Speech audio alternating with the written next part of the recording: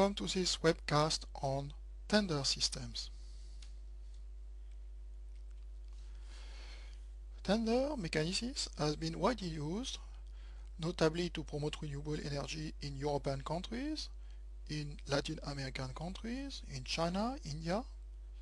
Today some countries have moved away from tender, but it's still used, and few countries have joined, like Uruguay. And today tender can also be combined with other mechanisms like feed-in tariff.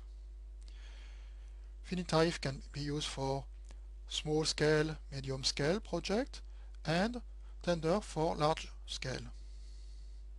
This has been the case in France, for instance, where tender have been used in parallel of feed-in tariff, but tender are used for large scale offshore wind with project of 1 gigawatt. So indeed, tender are interesting for large scale installation, limited number of projects, but not for small scale project because high transaction cost.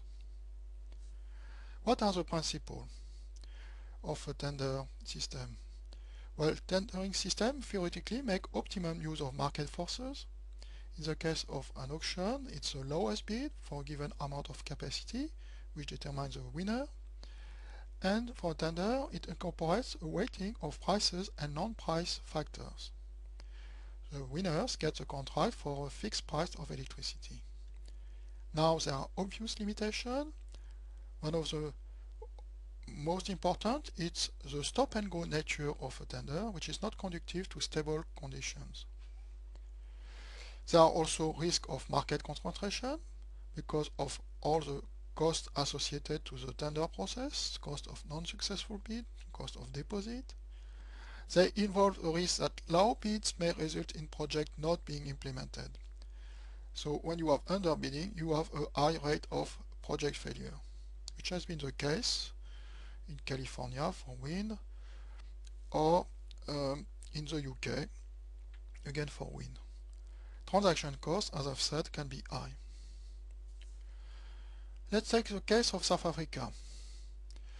In South Africa, you have one utility, Eskom, which has a monopoly and relies heavily on coal to produce cheap electricity for the mining manufacturing sector.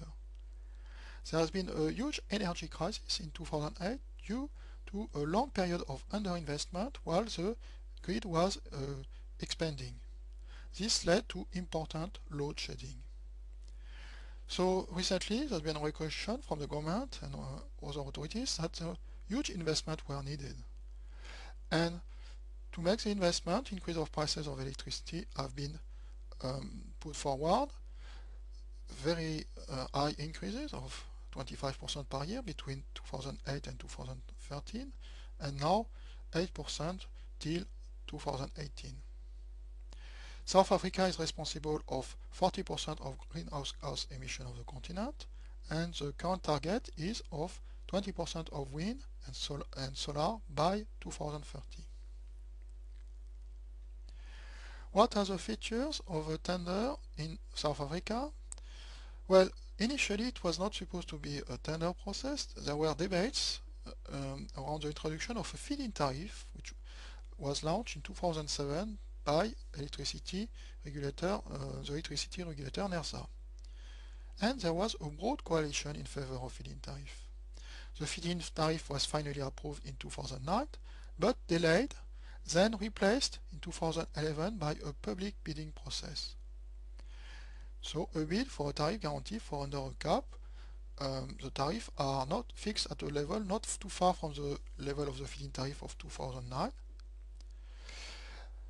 Why this change of policy? Mainly because I fear that the feed-in tariff will be a too successful system and there will be cost implication. Question about the legality of the feed-in tariff within the South African public procurement framework, and probably preferences from Eskom for big installations. So what have been the outcome of the tender in South Africa? Well, it's called a Renewable Energy Independent Power Producer Program.